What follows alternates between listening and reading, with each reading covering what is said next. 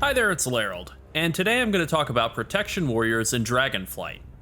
This is about beta content at level 70. I mainly want to talk about talents and how the class plays, particularly compared to how it's working right now in Shadowlands. If you'd like a pre-patch guide, I've got that linked in the pinned comment. As for a Dragonflight guide, that will be coming once the release is super close. So let's start by going over the differences between level 60 and level 70 Protection Warriors. You lose your Covenant ability and your legendary power, which represents a pretty substantial loss in rage generation. This is about 5 to 7 rage per second, depending on how well you're using the Reprisal and Necrolord setup, or quite a bit less if you're using Kyrian or the Wall, but it genuinely feels way better to play, at least without Reprisal and Necrolord. You do get a lot of that rage generation back through new talents as well. Dancing in and out of melee range to charge and intervene has gotten very tired, and I'm not going to miss it. I won't miss the stress of trying to dump rage fast enough to maintain banner in between pulls and dungeons either. Bye bye Shadowlands, hello Dragonflight. Once you level up to 70, you are able to take an entire extra branch of talents near the bottom of the class tree. You pick up some huge points in the spec tree as well, and you get Shield Charge and Ravager. So let's just jump in game and play around in the level 70 talent tree. Alright, I am logged in on my warrior and I have 5 points taken out of the trees here, each of the trees here, just sort of to replicate about what my trees look like at level 60, just so I can kind of show a before and after comparison. This is a Mythic Plus setup. It has some of the more AoE oriented talents like Thunderlord. It's skipped over Impenetrable Wall, which is wonderful in single target. Technically it has Punish. Anyways, this is more what a Mythic Plus setup looks like at max level. You want to pick up the Thunderous Roar, Wild Strikes here, 2% haste is fine, but this auto attack speed increase is actually pretty nice. It does add up to a decent amount of rage. More importantly though, you get to come down here and take Thunderous Roar, which is a great offensive cooldown and synergizes pretty nicely with Avatar and the rest of your kit. It does a bleed effect, which works really well with Blood Surge, gives you some extra rage, and Thunderous Words, which not only makes Thunderous Roar last longer and thus do more damage and generate a little bit more rage, it also makes all of your bleed effects, so Thunderous Roar, Rend, and we open the correct spellbook here, Deep Wounds, makes all of those deal 15% more damage all the time. Excellent talent point. And it's really what puts Thunderous Roar over the top compared to Spear of Bastion or Shockwave. And then Uproar is just 30 seconds off the cooldown of Thunderous Roar. Now you can drop Uproar. It does sort of make Thunderous Roar desync a little bit with Avatar and with Demoralizing Shout. And you can just take regular Shockwave. That's basically just an AoE CC. It's very short duration, only 2 seconds. So it's really mostly just about like disrupting casts or like ability casts that can't actually be stopped with a kick. Now you have Shockwave and Stormbolt, and then potentially even Intimidating Shout and Mythic Plus you could spec into. There you go, you have a bunch of AoE CC at the cost of a little bit of damage. Another option that I've played around with some in Mythic Plus, and I think I have some footage I'll throw in here, is to play with Sonic Boom and Rumbling Earth. And this makes it so that Shockwave, if you're using it in AoE, becomes a 25-second cooldown, and if you're using Sonic Boom, it makes it so that Shockwave hits like a bazooka. It does a crazy amount of damage. I've seen like 60,000 damage crits per target, like in AoE, so just crazy amounts of damage. But even if you don't go that route, if you just go the route of taking out that point in Uproar and taking Shockwave, it's still pretty nice. Pretty good AoE CC value, and also it's a nice little tiny rage generator now, which is an upgrade compared to the old base Shockwave. If you do nothing else with it, it's still nice. You could come down here and take Spear of Bastion. It is pretty heavily nerfed compared to the Shadowlands version. It does, I think, are basically the same damage coefficients, but the cooldown is 90 seconds now instead of a minute minus whatever you were getting in terms of cooldown reduction for Mechanicos. Usually it would have been like 40 seconds in Mythic Plus. Now it's 90. And then Elysian Might, the legendary effect, has had its cooldown or duration increase changed from 4% or 4 seconds to 2 seconds. So pretty substantial nerf there. And then Piercing Verdict, the conduit just really isn't that great. You know, you're not getting any cooldown reduction and so on. I think Spear of Bastion is definitely the worst of these 3 options here that you have to go along Avatar down at the bottom of the tree. It can be useful if you really need some sort of like AoE CC to deal with mobs that are fixating and jumping around, but definitely the worst of the set. And also Cruel Strikes, 2% crit chance, and then crit damage of Execute, kind of less useful, less impactful overall than Wild Strikes. I just want to emphasize some of the talents up here in this left tree while I'm still here that are optional, but, you know, can be somewhat interesting. There's Intervene, which is very optional now. It doesn't have any sort of conduit interaction or anything. It's mainly useful as a mobility skill now, but if you're dealing with fixate mobs, or even if you're just like in a raid situation and you want to give a very small defensive cooldown to your other tank, you can use Intervene to like eat some auto attacks for them. Berserker Rage is very binary value. You know, it's either incredibly valuable because there's some sort of fear or incapacitate effect that you're going to be able to immune your way out of, or it's literally worthless. And I would say Bitter Immunity and Bounding Stride are a couple of other very optional talents. I like Bounding Stride all the time. It's more mobility. It adds more mobility onto Heroic Leap, so kind of whenever you need to move, you're able to move even more. And, you know, having a shorter cooldown on one of the best mobility skills in the game is just really nice. Bitter Immunity initially, when it was implemented, was very much like a Kyrian potion. It would take all bleeds, magic effects, diseases, poisons, and curses off of you. The 3-minute cooldown and the 20% health restore is nice. Removing diseases, poisons, and curses is fine.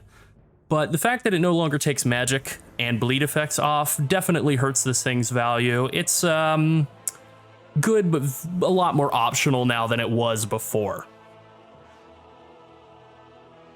I really like Stormbolt in the tree for most content, certainly for like Mythic Plus. Any situation where you're able to stun enemies, having Stormbolt is great. 20-yard range, 4-second duration, 30-second cooldown. Like, it's just a really good single target stun. For raids, I would probably not ever use it just because you're really not going to be stunning that much in raids.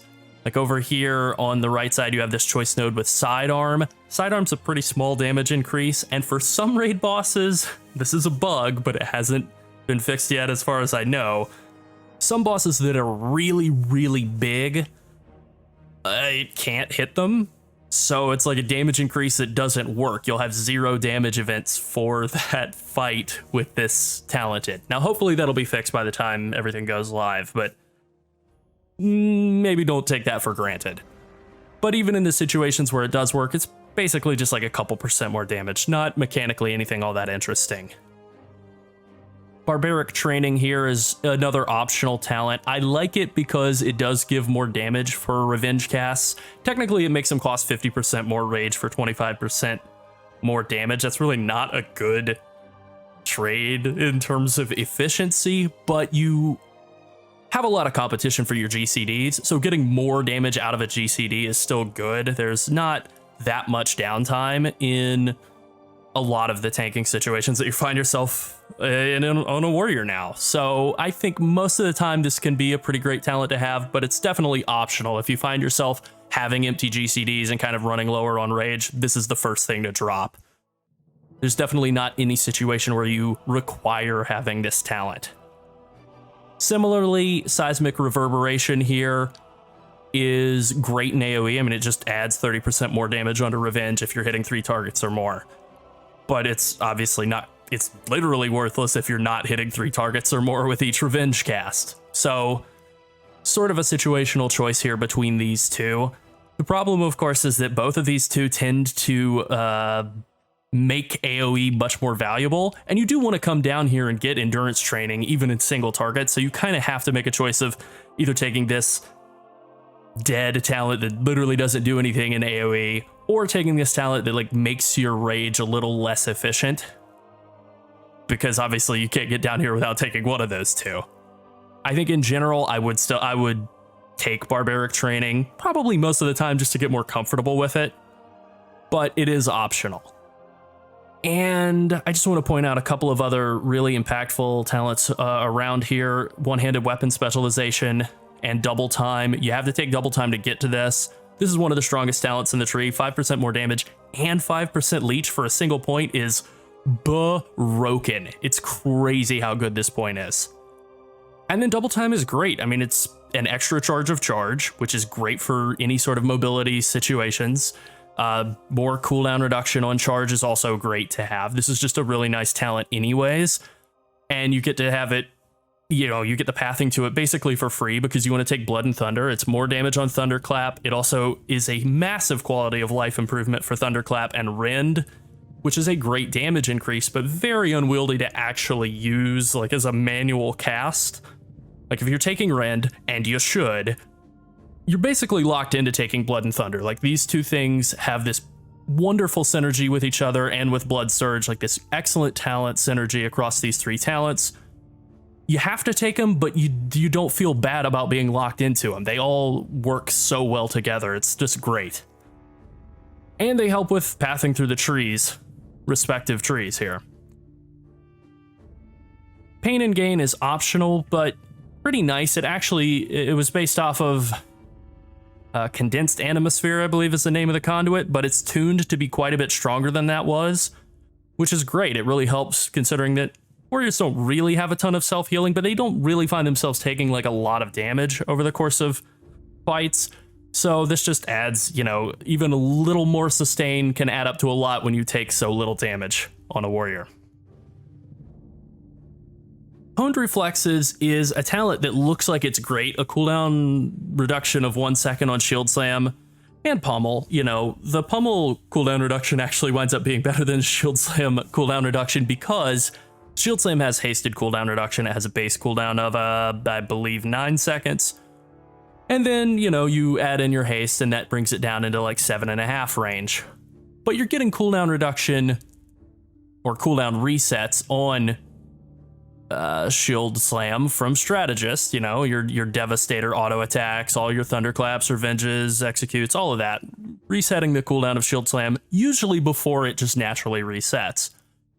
I had initially still said, you know, I think it's kind of worth it to take that extra point in Honed Reflexes because, you know, worst case scenario being a second better sounds good. The problem is it reduces the base and then that is reduced by haste. So you're not actually getting a full second of cooldown reduction. You're getting like 0.8 or 0.7. Like the more haste you have, the less cooldown, actual cooldown reduction that you're getting out of Honed Reflexes. So it's a talent that starts out kind of low value and then under what its listed value looks like it should be.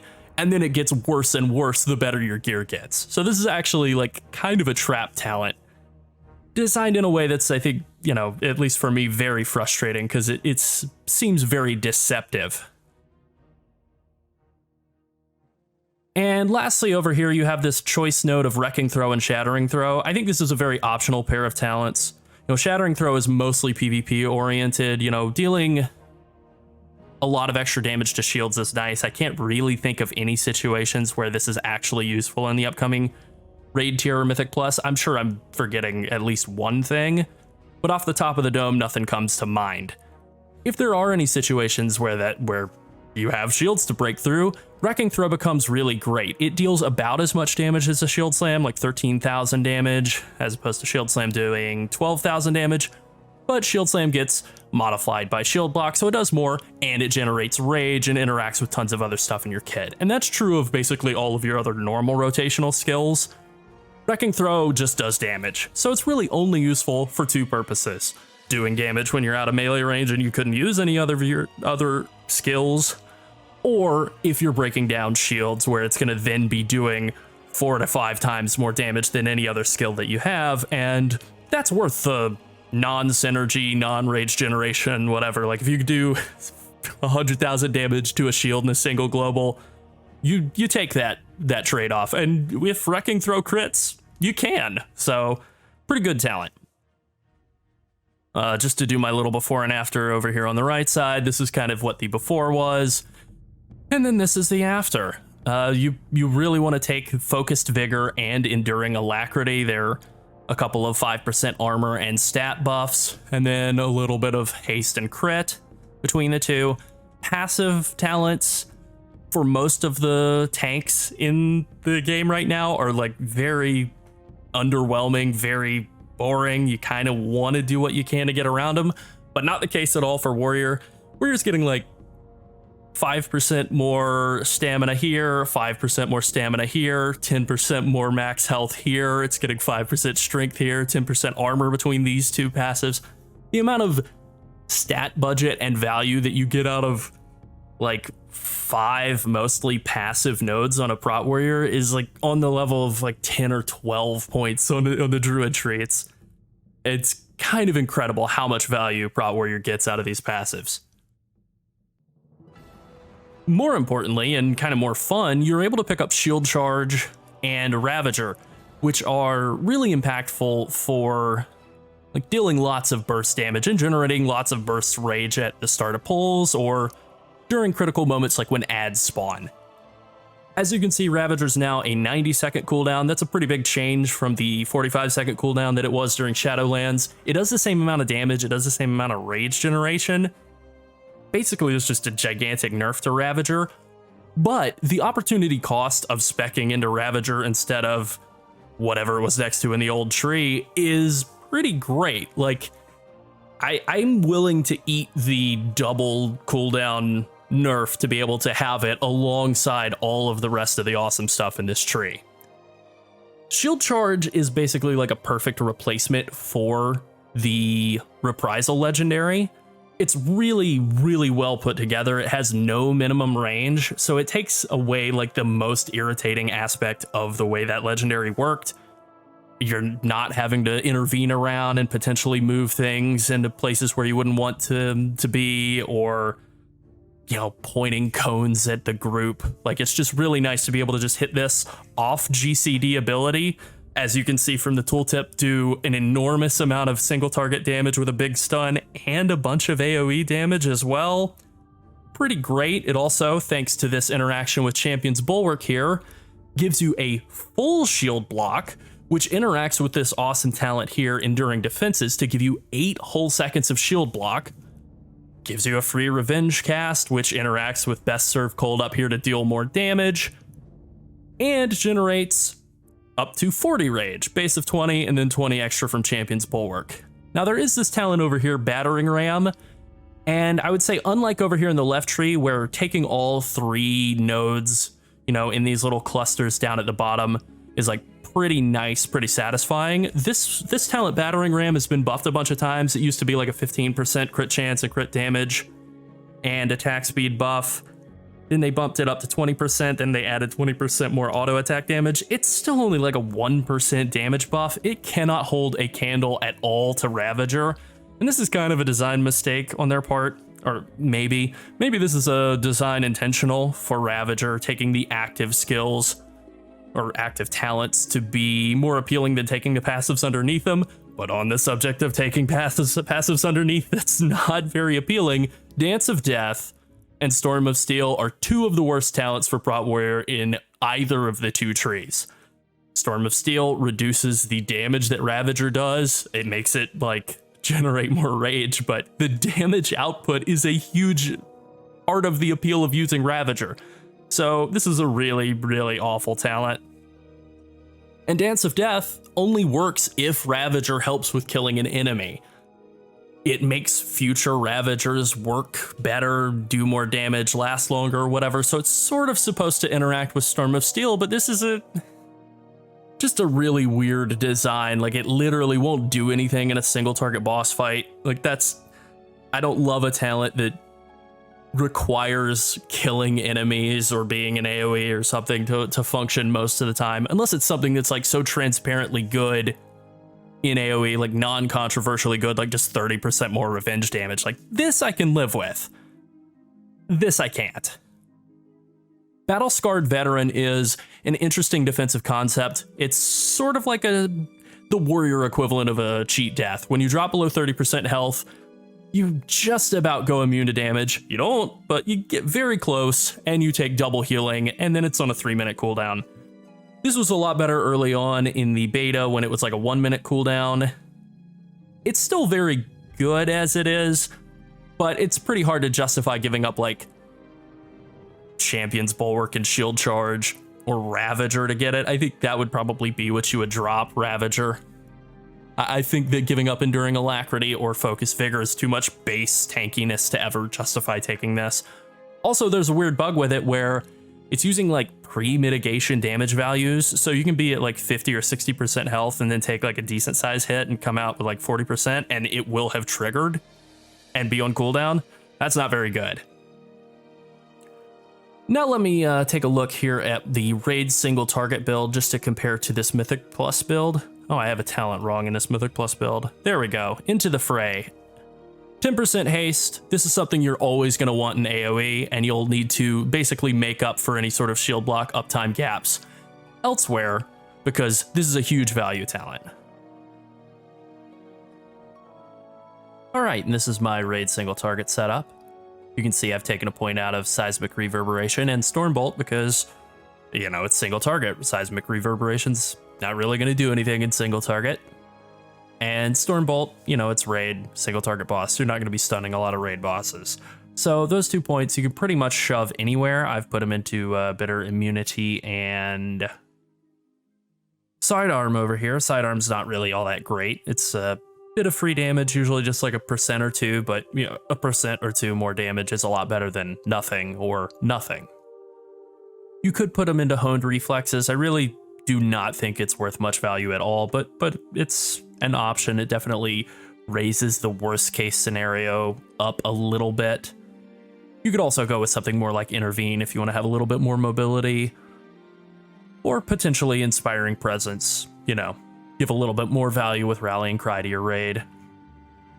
That's kind of about it, unless you have a situation where you really feel like you're going to be forced out of melee range. Maybe you want to get a little bit more damage out of those moments by just using Wrecking Throw while you're away from the boss. That's an option.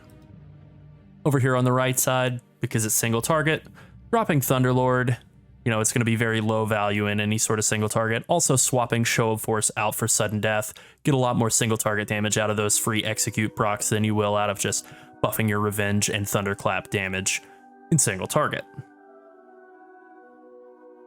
Swapping into the Fray in for heavy repercussions is really nice just for guaranteeing you have like maximum shield block uptime. If it is a single target fight where you're swapping the boss back and forth, you don't really need to maintain 100% shield block uptime. You can just stick with Into the Fray. The main thing is that like if you're only tanking a single enemy and you're kind of spread away from the rest of your raid, you might only be getting 1 or 2 stacks of Into the Fray, in which case it's really not very good. You'd be better off with heavy repercussions in those situations.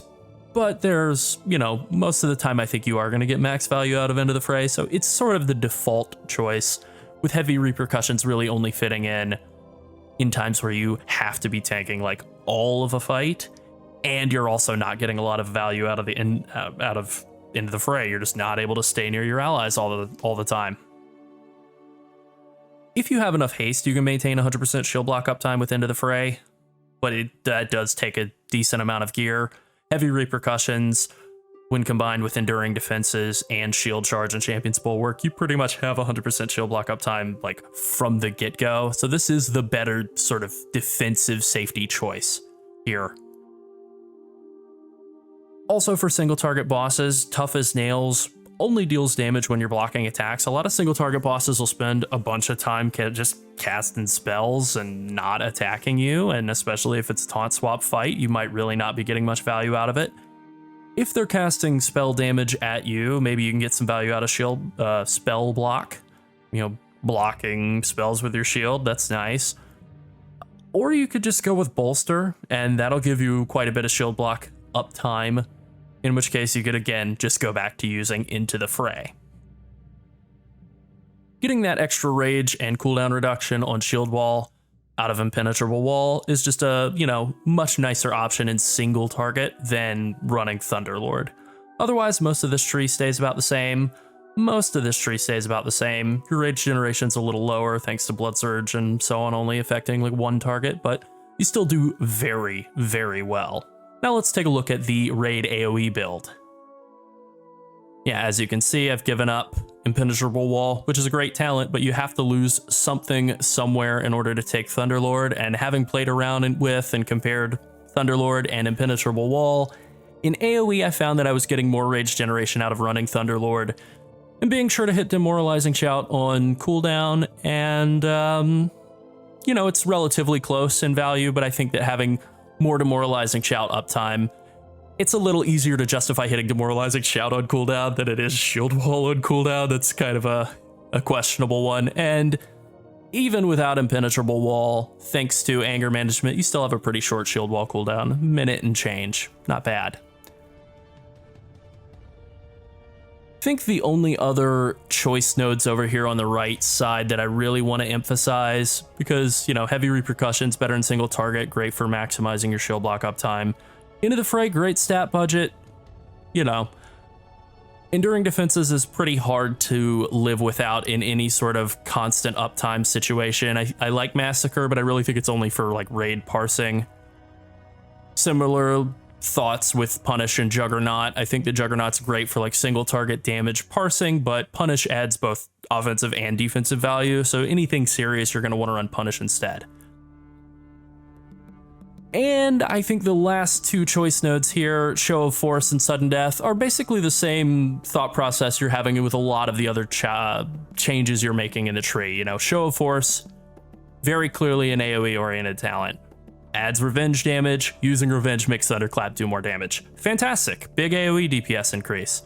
Sudden Death lets you use Execute off just occasionally regardless of what health is. Very clearly a single target DPS increase. Tough as Nails is a talent that I initially dismissed as being totally awful, and it has become one of my favorites because it has been buffed a whole bunch of times to the point where now it ignores armor and it does quite a lot of damage because you're blocking 100% of attacks or 95% of attacks. This adds up really fast. You don't have to take it. You could take Bolster, have more cooldown reduction on Last Stand, have more just defensive cooldown availability. That is an option. You can also take Spell Block, which is a pretty decent defensive cooldown for sustained spell damage. I haven't found the need for it in raid testing, and I imagine that for most players, Spell Block is probably not something you're ever really going to need, whereas Tough as Nails, especially for Mythic Plus, any sort of multi-target situation, adds up to a massive amount of damage. And it's totally passive. You just have to have your shield up and you're good to go. I'll end on the final one of these choice nodes here, and that is Defender's Aegis versus Impenetrable Wall. Defender's Aegis was a differently named talent. It gave you an additional shield wall charge and let your shield wall hit the party for a reduced effect. That was completely removed and replaced with this, which just gives you an additional charge and a flat amount of cooldown reduction, as opposed to Impenetrable Wall giving you a substantial amount of cooldown reduction that's, scaled with your shield slam usage, and also more rage generation. Impenetrable Wall absolutely destroys Defender's Aegis. I'm sure there's some situation you could find, theoretically, where you would need to shield wall twice in the span of 30 seconds that Defender's Aegis would be better. But 99.9% of the time, Impenetrable Wall is going to be the better choice. Alright, now let's talk about how Protection Warrior plays in Dragonflight. It's like a brick wall. It has such powerful damage mitigation, and it's pretty good at everything else a tank needs to do. I think I can boil down the core gameplay loop of Protection Warrior into 3 key components: shield block uptime, managing rage, and managing cooldowns. If you can handle all 3 of these aspects of the class, you can tank absolutely anything. Warrior is one of the easier tanks in the game now. Keeping shield block up is not very hard. You just generate rage, then you press shield block. You also have shield charge. It's such a quality of life improvement over Reprisal. It's on a 45-second cooldown. It doesn't have a minimum range requirement. You just press it, it's off the global cooldown, You're in melee range, you get a bunch of rage, and you get shield block. You don't have to worry about positioning. You can track the cooldown of shield charge and just hit it when it's up. Or you can hit it at the start of pulls. Like in Mythic Plus, I think it can be worth at the end of or midway through pulls, holding it a little bit so that you have it available at the start of the next pull, since it does really good single target damage and a big single target stun, and pretty nice AoE splash damage as well. It makes the class so much easier to play than it has been in a really long time, basically since BFA. In terms of managing rage, a lot of that boils down to whether you should cast Ignore Pain or Revenge. You always want to prioritize your rage for shield block, that's the top priority, but beyond that it's basically just a simple binary question. Am I in danger? If yes, Ignore Pain, if no, Revenge, or Execute if your target's in execute range. You apply Rend by casting Thunderclap now, that's just totally passive thanks to some really awesome talent interactions, and you have a chance to generate rage anytime your bleeds tick. This adds up to a ton of extra rage in any kind of multi-target situations, which lets you use Revenge a lot more, or Ignore Pain.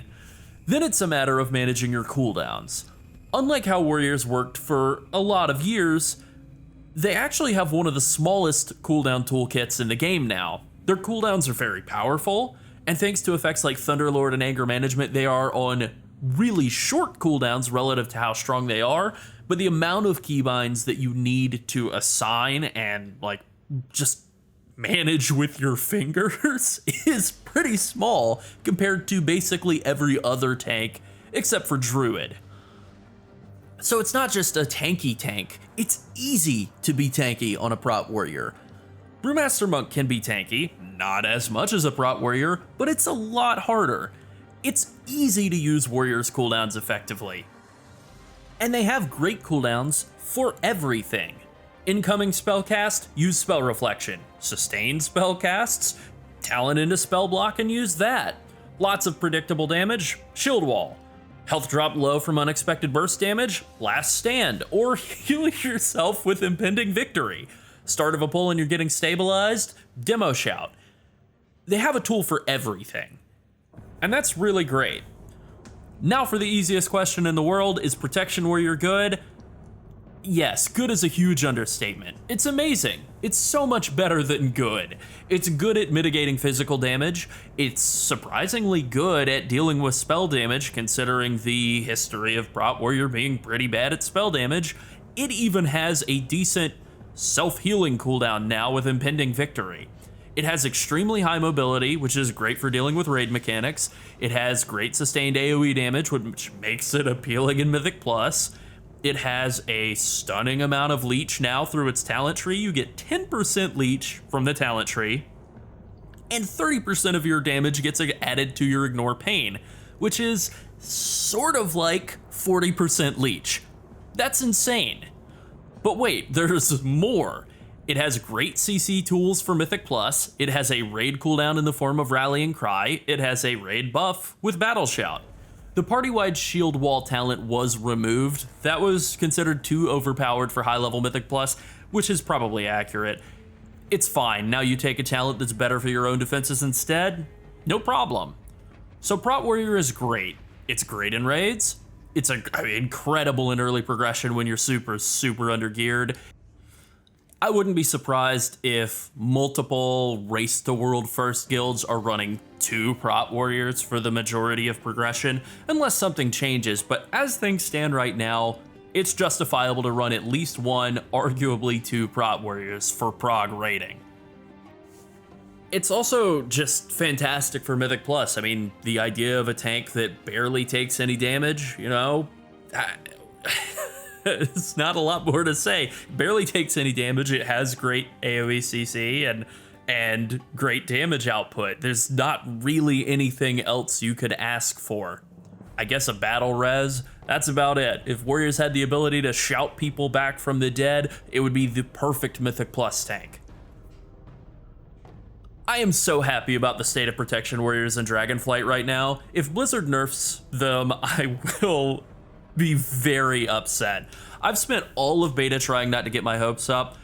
This Happened before in Warlords of Draenor beta. They were insanely strong. I got my hopes up, and then they got nerfed. We're in the home stretch now. My hopes are up.